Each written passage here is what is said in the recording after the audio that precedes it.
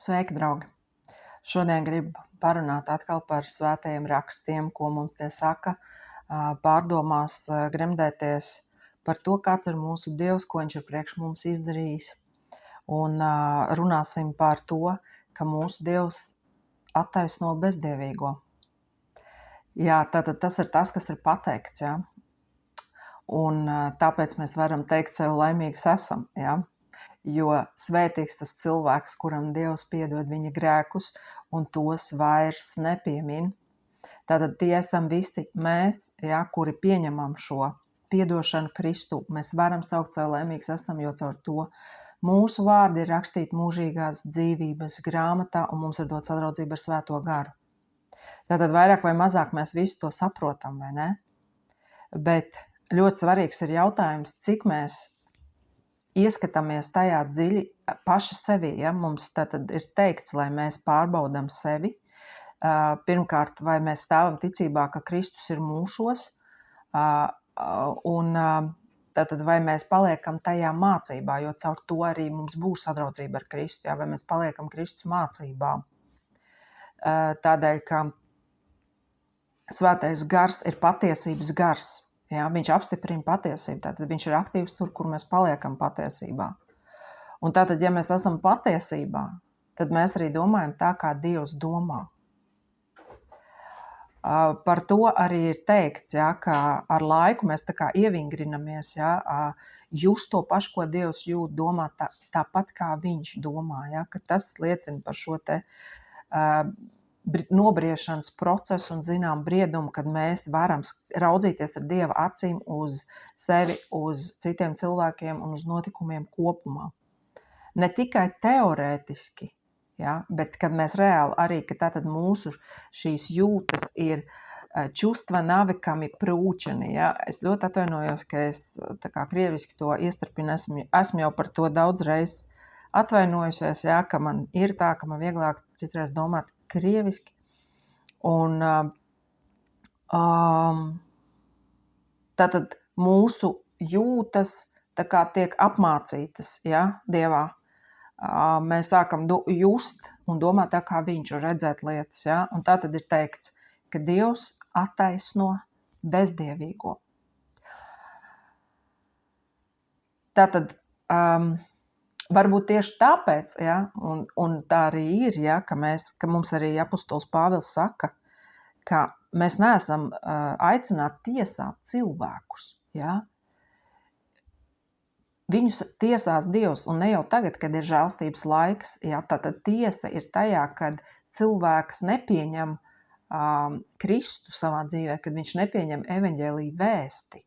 Ja, tātad tajā jau tiesa ir notikusi, jo viņš paliek savā tumsā. Bet ja viņš tātad nepaliks savā spītībā un nocietinātajā sirdī, ja viņš ticībā pieņems Dievu dēlu savā dzīvē, tad viņš tiks izglābts un tiesas dienā, tātad viņš tiks atzīts par nevainīgu, ja, attaisnotu. Jo visi, kas ir Kristū, kā mums tas ir teikts Romiešiem 8. nodaļā, ja, un vēl citās rakstvietās tiesas priekšā nenāk. Ja? Tātad, aleluja, slava Dievam, vai ne, prieka vēsts, ja? Jo laimīgs ir tas cilvēks, kuram viņa grēki ir piedoti un kuram Dievs tos vairs nepiemin. Un tāpēc mēs varam saukt sev laimīgus esam, ja, Jēzu Kristu, jo mūsu vārdi ir rakstīti mūžīgās dzīvības grāmatā.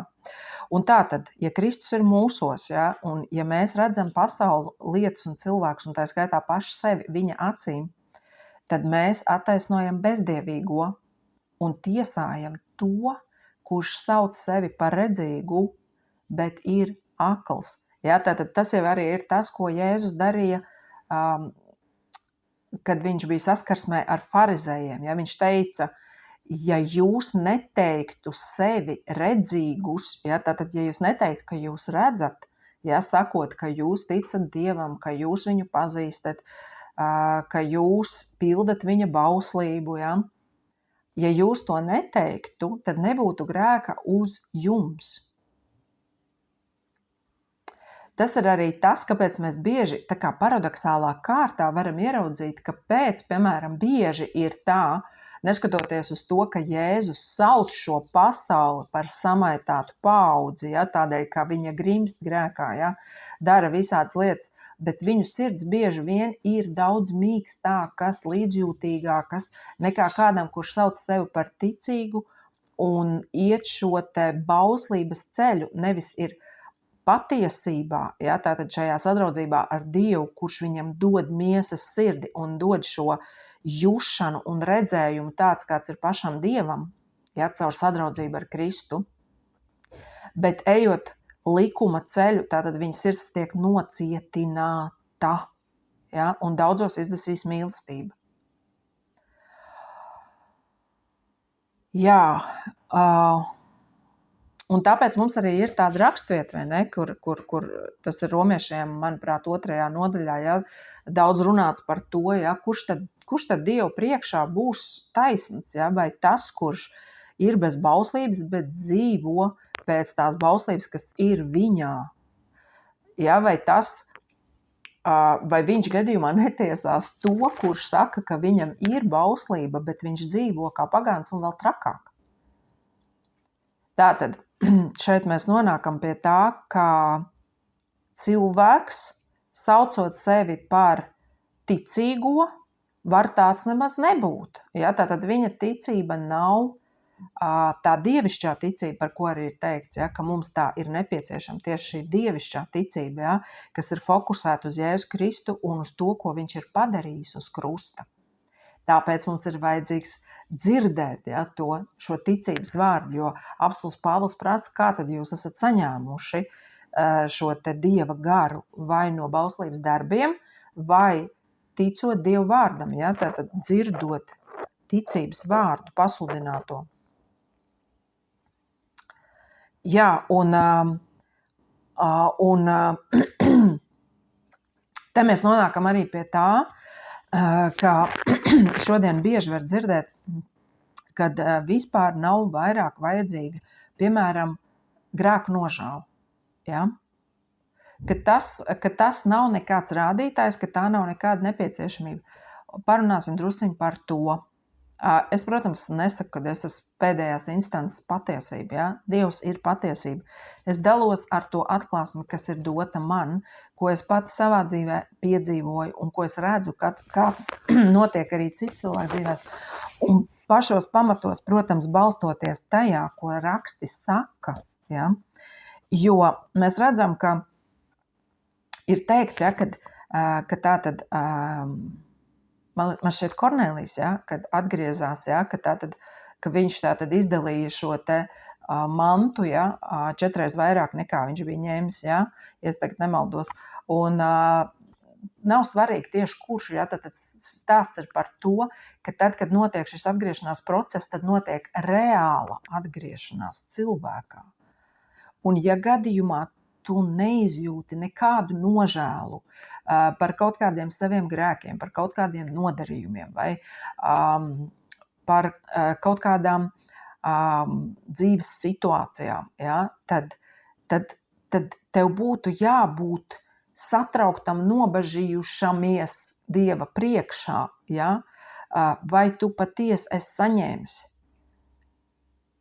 šo te sadraudzība ar Dievu garu, ja? Vai Dievu gars tev ir pieskāries, tātad vai tu esi ticībā, jo mēs tiekam pestīti un šķīstīts mūsu sirdis caur ticību tam, ko Dievs ir paveicis. Ja? Tātad kā tas notiek? Tātad ticot tam, ko viņš ir padarījis, jo šodien mēs caur to tiekam pestīti. Nevis caur bauslības darbiem, ja? Pienesot, piemēram, kazlēnu templī kā upuri, vai mazgājot rokas pirms ēšanas un tā tālāk. Vai tātad cenšoties piepildīt šos 10 baušļus un, protams, nevarot viņus piepildīt, attiecīgi atkal atgriežoties pie kazlēna templī. Ja, tātad ejot pa šo riņķi, tāpēc arī ir teikts, ka ja likums būtu varējis izdarīt to, ja bauslība būtu spējusi mūs mainīt vai dot mums dzīvību, ja, caur to, ka mēs esam paklausībā Dievam, tad patiesi apsolījums nāktu caur bauslību. Bet bauslība to nespēja mūsu miesas dabas dēļ, un tādēļ bija jānāk Jēzum Kristum. Ja, tādēļ ir nācis Jēzus, kurš mūsu miesas dabu ir sitis krustā, proti šo mūsu autonomo dzīvošanu bez Dieva, ja, tātad neatkarībā no Dieva, kur mēs nekādā veidā nevarējām tikt izmainīti. Neskatoties uz to, ka cilvēkiem tika dota bauslība, viņi nevarēja tikt izmainīti. Viņi vienkārši centās to ievērot, un tādā veidā, protams, šī grēka inde un marināda kaut kādā veidā tiek ierobežota. Ja? Tāpēc šis grēku un nāves likums darbojās arī šodien pasaulē. Ja? Kā mums tas ir teikts, ka tas ir aktuāls priekš slepkavām, zagļiem, laulības pārkāpējiem, mātes un tēva slepkavām un tā tālāk. Ja? Tātad tas ir joprojām aktuāls. Viņi saskarās ar šo te dievu kalponi, proti policiju, kas šodien ir mums, kaut vai, ja mēs runājam konkrēti par Latviju, ja, kas ir dievu kalponi, ja, jo likums šeit uz zemes un tās likuma pārstāvji, ja, un instances ir dieva kalponi šeit uz zemes. Un tātad cilvēks tiek kaut kādā veidā ierobežota, viņa brīvība, ja, viņa šī iespēja izplatīt šo ļaunumu, un viņš saņem sodu. Ja? Un tādā veidā Dievs parāda savu mīlestību, ja? Kā pret šo cilvēku, kura dvēsele tiek vēl, viņš tā kā degradējās, ja viņš dara šo ļaunumu un nesaņem sodu, viņš degradējās. Un tā arī cilvēkus, kuri cieš no šīm viņa darbībām, ja? Un tā tad mēs redzam, ka tas, ka cilvēkam vienkārši tādam cilvēkam, kurš ir atdalīts no Dieva, ja, kuram vienkārši tu pateiksi, tev būs, tev nebūs un pa punktiem noskaitīs, jā, viņš var saprast, ok, tas ir svarīgi man to ievērot, bet ko saka apostols Pāvils Romiešu 7. nodaļā, ja? Tātad es gribu darīt labu, bet savos locekļos es nomanu citu bauslību. Tātad viņš ierauga šo cīņu sevī, ja, kad, ok, es ar prātu saprotu, ka tas ir pareizi un ka man būs labi, ja es tā dzīvošu, bet savos locekļos es nomanu citu bauslību. Un tad nāk Romiešiem 8. nodaļa, aleluja, ja, kurā tā tad ir teikts, ja, bet ka uzvara ir tai kungā Jēzu Kristu un ka tie, kuri pieder viņam, ja, kas kristījās, ja? Mēs esam kristīti viņa nāvē, tātad pār tiem vairs nevalda nāves un grēka likums, pār tiem valda dzīvības gara likums, un tātad mēs tiekam izglābti caur to, ja? Tātad mēs tiekam taisnoti pirmkārt, ja? Mēs tiekam atbrīvoti no šīs ļaunās sirdsapziņas par to, ko mēs jau esam sastrādājuši. Mēs tiekam samīļoti, atjaunoti, dziedināti, ja šajā sadraudzībā ar Dievu, viņa vadīti, viņš mūs māca, viņš mūs vada. Bet no mums tiek prasīts, lai mēs paliekam ticībā tam, ko viņš ir pateicis, ja, tātad, lai mēs neliktu citu pamatu, jo neviens, iedomājieties, ir teikts, ka neviens nevar celt uz cita pamata, kā vien uz tā, kurš jau ir likts, ja, proti Kristus. Tātad tu vari mēģināt celt savu dzīvi, mēģināt sevi atjaunot caur kaut kādām mācībām, caur kaut kādu filozofiju, caur citām reliģijām, ja, un tā tālāk. Bet tu nevarēsi uzcelt to savas dzīves namu, tā kā tas ir paredzēts tajā patiesajā brīvībā, kas parādās ciešā savstarpējā atkarībā no Dieva. Neteikšu savstarpējā atkarībā, Dievs nav no mums atkarīgs, ja? Mūsu atkarībā no Dieva, ja? Kad mēs apzināmies savu nepieciešamību pēc viņa, ka mēs saprotam, ka viņš ir mūsu dzīvība, viņš ir mūsu gudrība, viņš ir mūsu svētums, tad šajā sadraudzībā un tikai atzīstot viņa mīlestību, piedzīvojot to, mēs arī varam tikt atbrīvot no nepieciešamības darīt kaut kādas lietas. Mēs arī saņemam šo spēku paskatīties uz lietām savādāk, ieraudzīt šīs aplamības, atzīt tās un nožēlot. Un, mīļie draugi, es gribu teikt, ja cilvēks nepiedzīvo dziļu nožēlu par nodarīto, es neticu viņa atgriešanai, es neticu, piedodiet, ka es tā saku, jo tieši tajā parādās Dieva spēks, ja, kad cilvēks atgriežas, ka viņš tātad pirmkārt caur šo te domāšanas maiņu tātad noticot tam, kas ir noticis uz krusta, ja, noticot tam, ka pestīšana ir Jēzu, nevis viņa darbos vai viņa varēšanā, ticot Tēva mīlestībai, kas tika parādīta caur Jēzu. Tātad caur šo visu, ja, cilvēks tikai un vienīgi var tikt pestīts, ja, un nekā savādāk. Jā, un tātad caur to arī mūsu sirds tiek šķīstīta, ja, jo tātad šis pats šis te pamats visai mūsu grēcīgajai darbībai, tai skaitā reliģiozajai, ja, ir tajā, ka cilvēks cenšas pestīt sevi pats, vai viņš vienkārši dzīvo, jebkurā gadījumā, vai viņš dzīvo bez Dieva pasaulē grēkodams, vai viņš tātad dzīvo kaut kādu reliģiozu dzīvi, bet arī dara to bez Dieva. Ja? Tā kā tā otrā variantā viņš grēko, proti viņš aizšauj garām tam mērķim, ja, kurš parādās tajā, ka mēs esam sadraudzībā ar Dievu ne tikai teorētiski, ja, vai juridiski, bet pēc fakta, ka mēs piedzīvojam šo sadraudzību, ja, tātad mēs esam atzinuši Dievu mīlestību. Ja, un viņš ir atzinis mūsu. Tā kā tas ir teikts, ka uz šī pamata ir rakstīts, ka Dievs ir atzinis savējos, ja, ka viņš pazīst savējos. Un katrs, kurš piesauc tā kunga vārdu, lai atstājās no nelietības, lai atstājās no ļauna, tātad atkal šeit tiek norādīta, ja, tiešā veidā šī nepieciešamība vai šīs sekas tam, ka cilvēks ir atzinis Dievu mīlestību, ka viņš atstājās no ļauna. Un tā patiesi viņš var atstāties no ļauna, tātad ne tikai tas, ka es to nedaru ārēji, ja, kaut kādā brīdī, bet kad es savā sirdī no tā atstājos. Tātad tas nevar notikt bez emociju neiesaistīšanas. Ja? Tātad cilvēkam ir jāsajūt šī nožēla. Viņam ir jāsajūt varbūt pat pretīgums jau kaut kādos momentos. Ja? Par to jau mēs runājam, ka to pat psiholoģija atzīst, ka pretīguma jūtas signalizē par šo te separāciju, ja? Kas nozīmē atdalīšanos no kaut kā. Ja? Piemēram, no kaut kādām aplamām attiecībām, ja? Vai no kaut kāda aplama domāšanas veida, ja? Vai vēl no kaut kā. Ja? Starp citu, tas ir arī tas, kāpēc bieži vien cilvēki, tad, kad notiek atbrīvošana, viņi vemj, vienkārši naturāli vemj.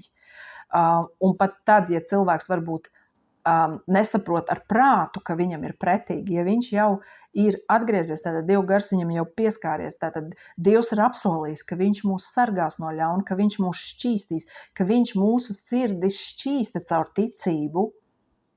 Tātad viņš iemājo jūsos, un viss, kas neatbilst Dievam, ja, viss tas, kas ir tumsa, tas viss, kas tātad konkurē ar gaismu, ja, tas viss kaut kādā veidā nāks ārā. Ja? Un te, protams, var ļoti dziļi runāt par tiem procesiem, kā tas notiek. Ja? Un tas arī būtu jādara, lai jauniem kristiešiem būtu vieglāk saprast, ja? Ka pašos pamatos ir svarīgi palikt Tēva mīlestībā un neiztaisīties par pareizo kristieti, jo šī iztaisīšanās vēl vairāk tevi tā kā nobloķē, ja, jo tātad tu fokusējies atkal uz sevi, tātad uz savu varēšanu, sevi pestīt, bet tad, kad tu patiesi esi atzinis Tēva mīlestību, tieši otrādi, tu jūties brīvs, un bieži vien tas izskatās tā, ka cilvēks uzvedās kaut kā tur tā, ja, un mums liekas, nē, ja, viņš kaut kāds ir tāds, ja, kā nu kuram tur liekas tas viss, ja, bet te ir tas paradoks, ja, ka tieši tad, kad cilvēks ir atzinis Dievu mīlestību, viņā nav baiļu, ja, viņā nav šo nāves baiļu, un viņš saprot visu, viņš ir pestīts, viņš ir Tēva rokās, Tēvs viņu ir atzinis, ja, viņš ir noticējis Kristumu, evaņģēlijs viņu ir sasniedzis, viņš savu sirdi ir atvērs šai sadraudzībai, un tagad neatkarīgi no tā, kā viņš uzvedās vai neuzvedās, viņš ir Tēva mīlēts, un tajā pašā laikā, ja, kāpēc es saku, ka tas ir paradoks, un tajā pašā laikā tātad neskatoties uz redzamo un paliekot patiesībā par Dievu mīlestību pret mums, ja, kur tika parādīta uz krusta, ka tātad Dievs mira par mums vēl tad, kad mēs bijām grēcinieki. Tātad, kur nu vēl vairāk mēs varam būt pārliecināti par viņu mīlestību šodien, kad mēs esam taisnoti Kristū, ja? Kad mēs saucam sevi par Dievu bērniem, jo mūsu sirdīs ir izlietas Dievu garš, kurš liek saukt Aba tēvs, ja? Un tātad paradoks ir tajā, ka neskatoties uz to, kā mēs jūtamies, ja, kā šie mīlētie bērni, kur var bieži vien arī uzvesties varbūt kaut kā ne tā, un vienalga zināt, ka tēvs viņus mīl. Šie mīlētie bērni agrāk vai vēlāk sāks adekvāti reaģēt, adekvāti ieraudzīt situāciju, adekvāti saprast lietas. Ja, tātad tas ir tas, uz ko mēs ejam. Mums ir jāsaprot, ka tas ir normāls process, bet mēs nevaram spriest par cilvēku kaut kādā laika nogrieznī, ja, kamēr notiek šie procesi. Bet tomēr, ja, ir kaut kādi signāli, ja, par kuriem runā svētie raksti, kur arī ir teikts, kā jau es iesāku, ja, ka tātad Dievs saka, ka mēs neesam aicināti tiesāt pasauli, bet tos, kas ir ticīgie, ja, jo pasauli tiesās Dievs, tā mums tas ir teikts, bet jūs iztiesājat tos, kas ir, kas sauc sev par ticīgajiem. Tātad jūs iztiesājat pēc kā? Pēc augļiem, ja, pēc viņu augļiem, pēc tā dzīvesveida, kā viņi dzīvo. Un tātad šeit mums ir jāsaprot veselīgi. Ja, cilvēks var uzvesties kaut kā bišķiņ kā izlutināts bērns vai bērns, kurš vienkārši vēl nemāk uzvesties. Ja, bet tajā pašā laikā ir kaut kādas, ja, šīs robežas un kaut kādas lietas, par kurām runā svētie raksti, kas parāda, ka cilvēks vispār nav redzējis Dievu, viņš nav atzinis Dievu. Ja viņa dzīvē kaut kas tāds ir iespējams, ja viņš to joprojām uzskata par normālu, tad patiesībā viņš nav vēl atzinis Dievu. Un tātad, kā mēs arī redzam, ja šajā procesā, tad primāri tas sākas ar domāšanas procesu un tālāk cilvēks, paliekot šai Dievu mīlestībā, ja, ar laiku ir tik stiprs, ka viņš var skatīties uz savu tumsu. Viņš var piedzīvot šo satriektību un citus šādus dziļus procesus, kas patiesībā liecina par viņu šo te dziedināšanas procesu. Ja? Kāpēc arī man ļoti patīk redzēt to šajā pantā, Jesaja 53. nodaļā, ja, kur ir teikts, viņa brūcēs mēs esam dziedināti. Ja? Jā, protams, primāri mēs to lasām, kad mēs esam slimi un mēs saprotam, ka viņš ir samaksājis par grēku un tātad slimībai nav tiesības nākt manā dzīvē. Ja? Bet arī mēs to varam paskatīties citā dimensijā, ja? Ka tātad šīs viņa brūces, šī samaksa, šī maksa, ja? Nodrošināja mums šo sadraudzību ar svēto garu un caur šo sadraudzību, šajā sadraudzībā mums ir cerība tikt pārmainītiem, ja, raugoties viņā kā spogulī. Ja, tātad nevis tā kā pasaule tev māca sevi attīstīt, pārveidot, meklējot kaut kādus iemeslus tur bērnībā, vēl kaut kur tātad atrodot šo risinājumu sevī, skatoties konkrēti uz sevi, jo mums arī apostols Pāvils aicina pārbaudīt sevi, bet tātad ir svarīgi saprast, ko mēs tieši meklējam. Mēs meklējam Dievu sevī.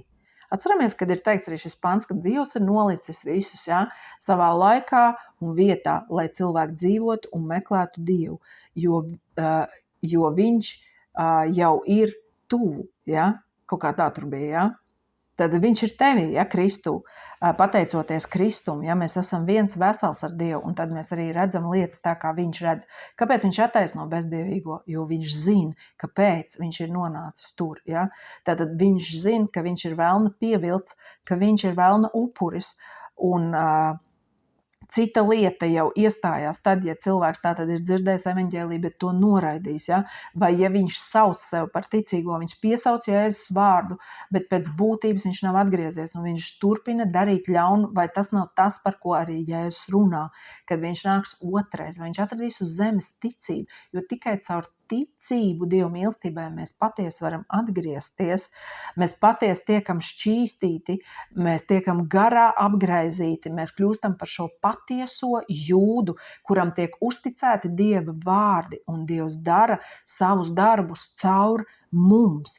Mēs varam būt kā trauks, kuru var lietot, ja, godībai paredzēts trauks, godam paredzēts trauks, kurš ir bijis gatavs līdz ar Kristu ciest, lai viņš līdz ar Kristu varētu tikt pagodināts, kā mums tas arī ir teikts, ja, ciest līdz ar Kristu. Tas var būt tai skaitā arī šis atgriešanās process, kad tu tik ļoti uzticies savam Dievam un viņa mīlestībai, ka tu saproti, ka tu drīksti atklāties pilnībā, ka tevi neatmetīs, nenosodīs, ka tevi uz ēli neaizsūtīs, ka tu zini, ka viņš jau pirms laika ir zinājis par to, kas tu esi, kāds tu esi, ko tu piedzīvosi, kā tu kļūdīsies, kā tu kritīsi, un jau zinot to, viņš ir nomiris par tevi.